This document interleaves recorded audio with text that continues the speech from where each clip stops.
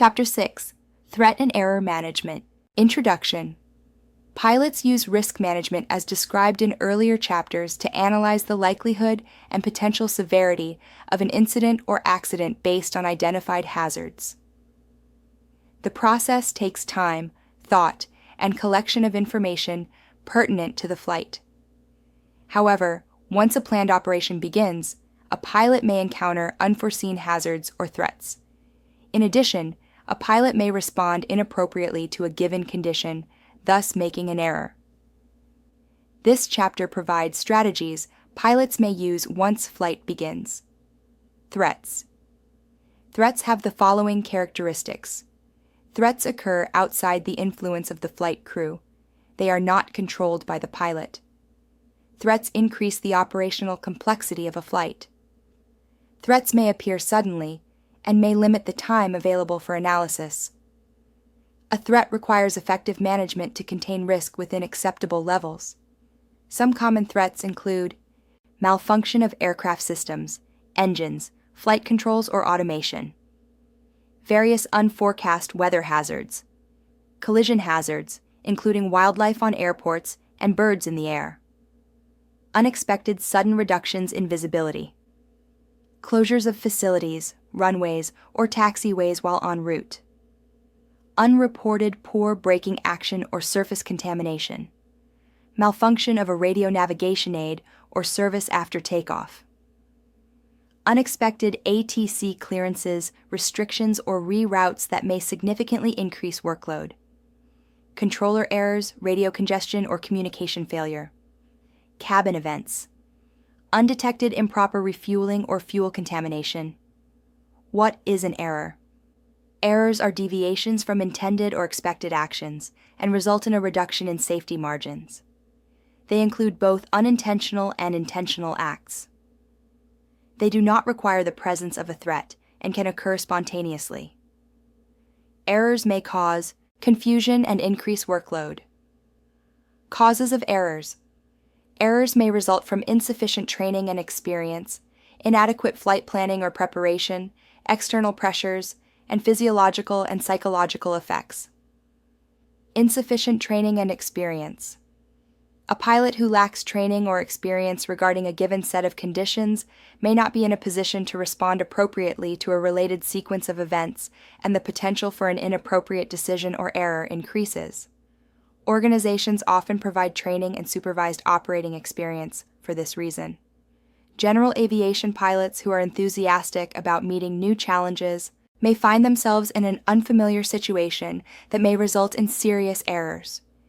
Pilots seeking the thrill of an adventure should consider the potential danger from errors that may occur. Inadequate flight planning or preparation. Chapters 3, 4, and 5 of this handbook discuss risk analysis as an important step in the flight planning process. However, the pilot can only conduct a pre-flight risk analysis based on the information gathered before flight. Inadequate flight planning may leave a pilot in unanticipated conditions and can lead to errors. For example, a pilot dropped off a passenger at the Edward F. Knapp State Airport, KMPV, in rural Vermont, and expected to refuel for the return trip to White Plains, New York, KHPN. Upon arrival, fuel or other services were not available since it was the weekend. The pilot thought about waiting, but decided to fly home after estimating the fuel would be sufficient.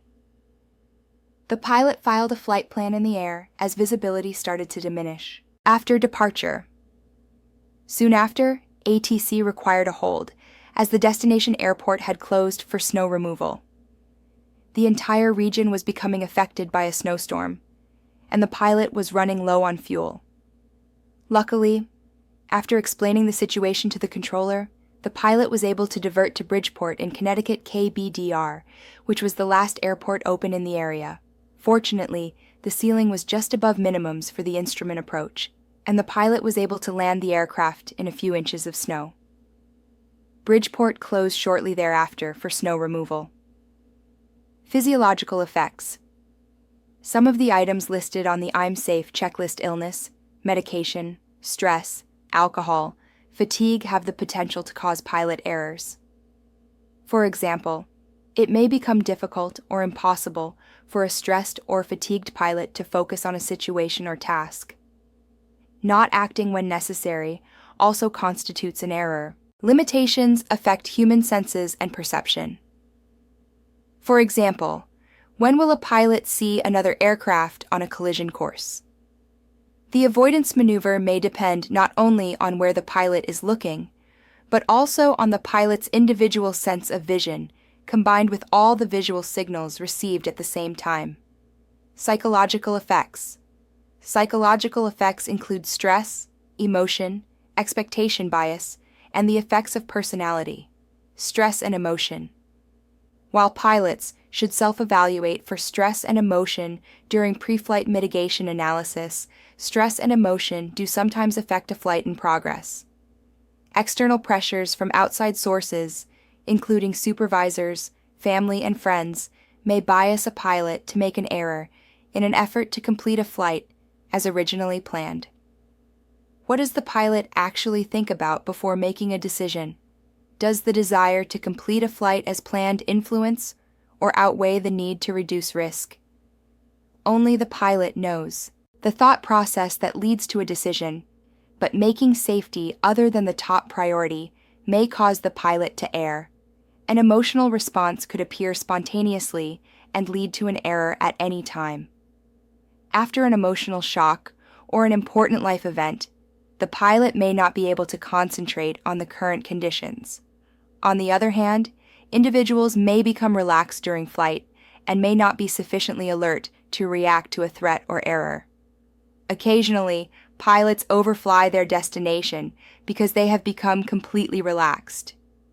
If here today, Aristotle would say that errors become more likely if the pilot is obsessed to the point of exclusion of all else, or if the pilot is generally disinterested in the events at hand. Appropriate focus and concentration are the golden mean. Expectation bias.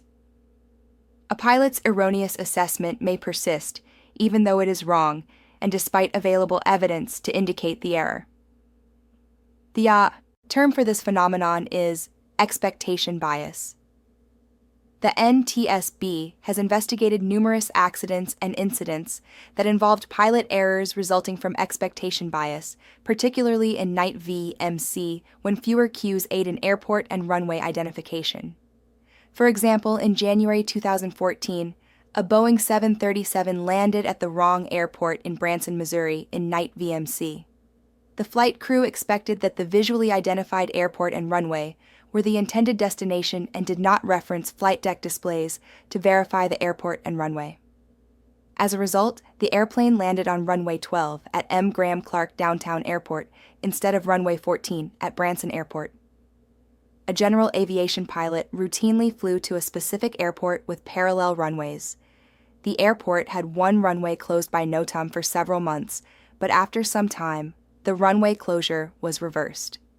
The NOTAM was no longer for 19R1L, but for 19L1R. Even after reading the NOTAM and listening to the ATIS broadcast, the pilot perceived it as it had been previously. An error occurred when the pilot initiated an approach to the closed runway. When presented with conflicting information, some pilots will try to suppress that information if it does not fit in with the expectation, rather than triggering an internal "uh-oh." The phenomenon, not to be confused with expectation bias, has the slightly different name confirmation bias. The result of either, if uncorrected, may lead to an error. Either case results in the pilot continuing with a plan despite clues indicating the situation is not as perceived. Fatigue tends to stop pilots from taking extra steps to verify perceived reality and contributes to expectation and confirmation bias susceptibility. An incident at the San Francisco, California Airport, KSFO, is another example involving expectation bias. The NTSB docket for this incident provides extensive information regarding expectation bias and is available here. Expectation bias often occurs on the ground while taxiing. Pilots may expect a particular taxi route and perceive the clearance as expected rather than as given by ATC. Pilots familiar with a particular airport who routinely receive the same taxi clearance may be more susceptible to this error. Pilots are often thought of as being calm and rational. Like all people, each pilot has a different personality, a normal ability to face reality, handle anxiety, and think rationally under pressure varies over a range. How a particular pilot reacts to a threat may depend on training and experience, and may vary considerably. When a threat appears and calls for a decision, two hazardous attitudes may come into play. A pilot might react impulsively, without due consideration, or with resignation, and not respond in a timely manner. Either extreme may increase workload and confusion, and may not address a threat or error properly. What is an undesired aircraft state? Flight crew error creates an undesired aircraft state described as incorrect aircraft position, speed, attitude, or configuration. An in-flight situation that causes pilot confusion and increased workload. Reduced safety margins and increased risk from threats or errors. Defenses against threats, errors, and undesired aircraft states.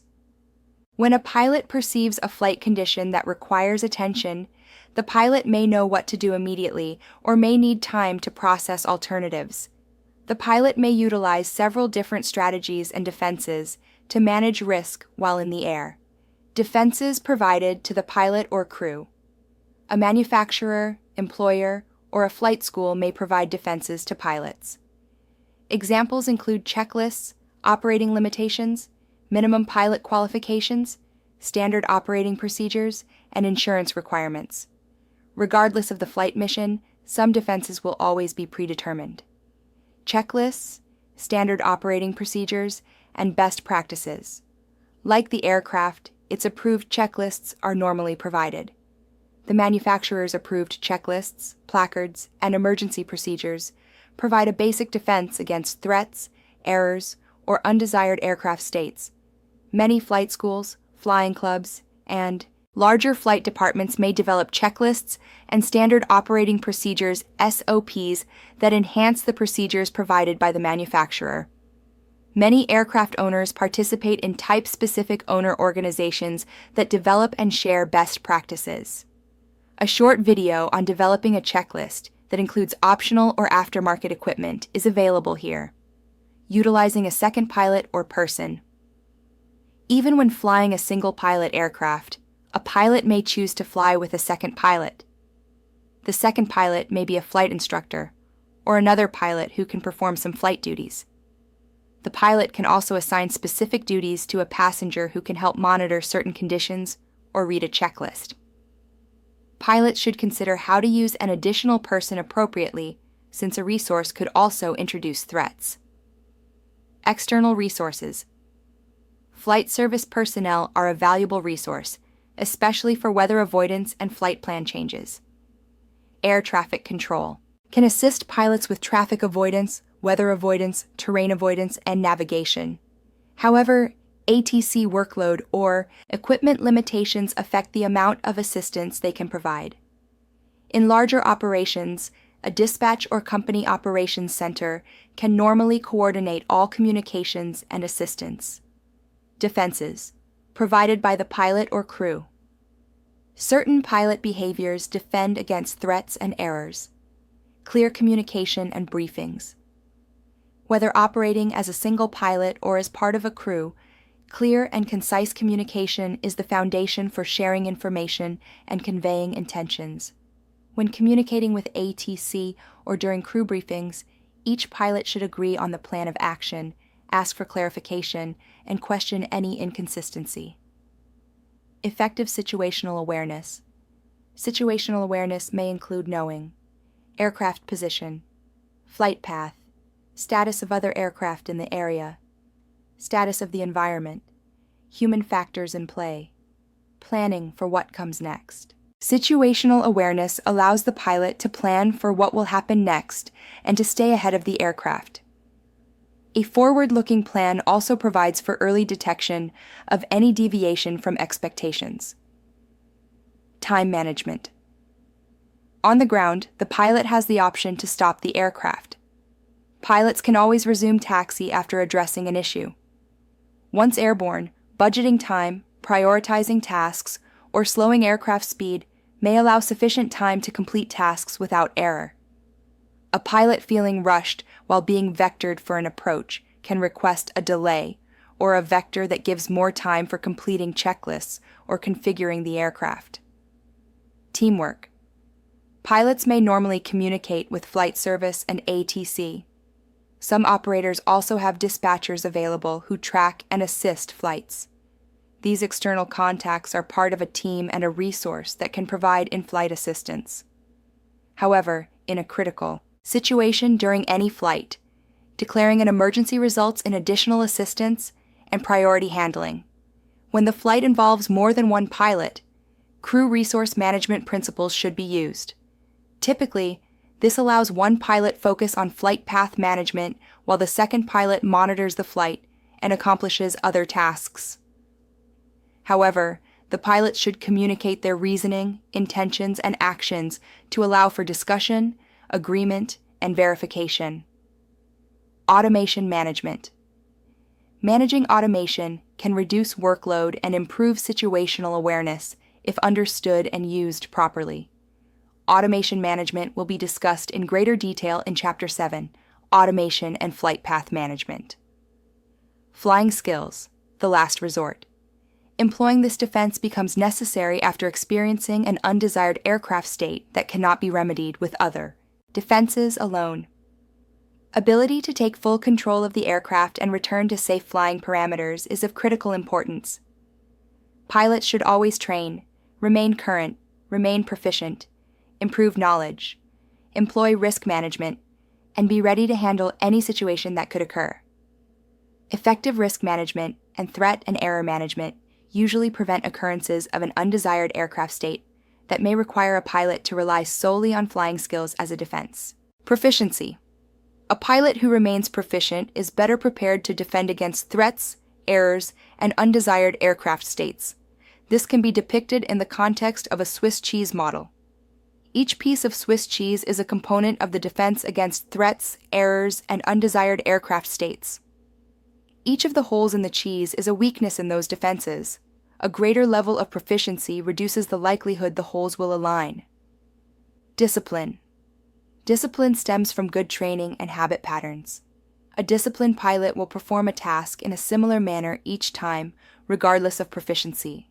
For example, completing the pre-flight inspection of the aircraft by using and following the approved checklist every time is a mark of discipline. Discipline also affects aeronautical decision-making. A disciplined pilot will be guarded and inoculated against hazardous attitudes and operational pitfalls, as shown in Figure 6.2. In general, a pilot will always do the right thing. Just like proficiency, discipline will lessen the likelihood that a threat or error will find a path through the pilot defenses. Chapter Summary. Defenses against threats and errors are either provided to the pilot or provided by the pilot. Pilots should perceive threats and errors and respond appropriately. The response may require the use of an appropriate checklist or may require more complex decision-making. A trained, proficient, and disciplined pilot uses appropriate threat and error management strategies to prevent or recover from an undesired aircraft state. Hope you learned something valuable in this chapter of the Risk Management Handbook. Subscribe to Flying for Hours for more aviation content. Happy flying!